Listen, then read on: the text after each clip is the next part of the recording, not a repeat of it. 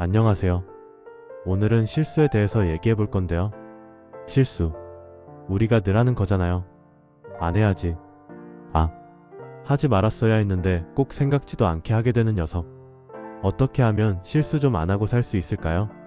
사전적 의미론, 부주의로 잘못을 저지른 것이라고 하는데 쉽게 말해서 손에서 놓치는 건데요.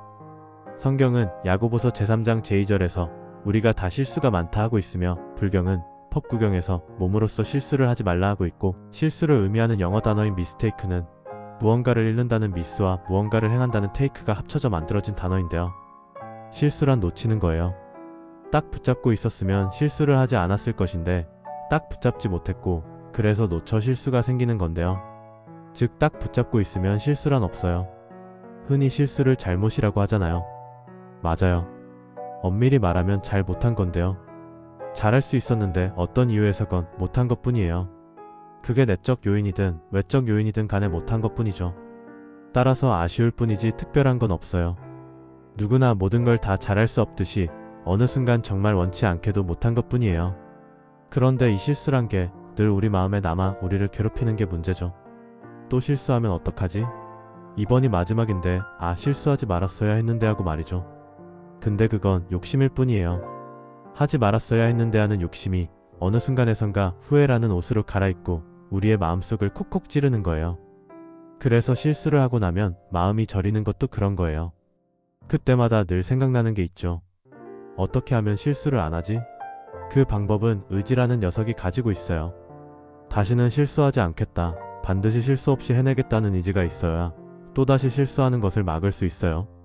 그러므로 실수를 하지 않으려면 반드시 의지란 녀석을 내 안에 데리고 와야 해요. 근데 이 의지란 녀석을 데리고 오면 저절로 따라오는 애들이 있어요. 고민과 방법이라는 녀석들이죠. 의지를 도와주는 녀석들인데 이들 셋이 한 팀이에요. 의지가 있는 곳에 고민과 방법이 있고요. 고민이 있는 곳에 의지랑 방법이 있고, 방법이 있는 곳에 의지는 고민과 꼭 함께 있어요.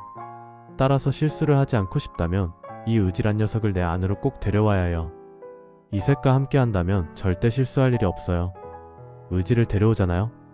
그럼 의지가 말할 거예요. 실수를 안 해야 되는데. 그럼 뒤따라온 고민이가 말하죠. 어떻게 하면 실수를 안 할 수 있지? 이때 방법이 얘기하죠. 무엇 때문에 실수를 한 거니까 무엇을 하지 말라고 말이죠. 그때 고민이가 끼어들죠. 그 무엇을 또 하면 어떡하지? 그러자 방법이 말하죠. 무엇을 안 하면 되지. 고민이가 또 말하죠. 안 할 수 있을까? 할 것 같은데? 이때 방법이가 말하죠. 이렇게 하면 안 할 수 있어라고 말이죠. 그랬는데도 고민이가 또 묻죠. 또 할 것 같아. 어떻게? 그때 이들을 보고 있던 의지가 고민과 방법이에게 어깨동무를 하며 말하죠. 습관이 되면 돼 라고 말이죠. 맞아요. 습관이에요. 습관이 안 돼서 몸에 아직 익지 않아서 실수를 하는 거예요. 습관이 되고 체득이 되면 결코 실수를 하지 않아요. 아이가 어렸을 때는 걷다가도 자꾸 넘어지지만 나이가 들수록 습관이 되고 체득이 되면 넘어지지 않는 것처럼 말이에요. 물론 어른도 걷다가 무심코 넘어질 수 있지만 그걸 우린 실수했다고 하지 않잖아요. 하루 일진이 안 좋다고 할 뿐이죠. 전 세계에서 가장 강력한 무기인 핵폭탄의 상대성 이론을 만든 알버트 아인슈타인이 그랬다죠. 한 번도 실수하지 않은 사람은 한 번도 새로운 것을 시도해보지 않은 사람이라고 말이에요.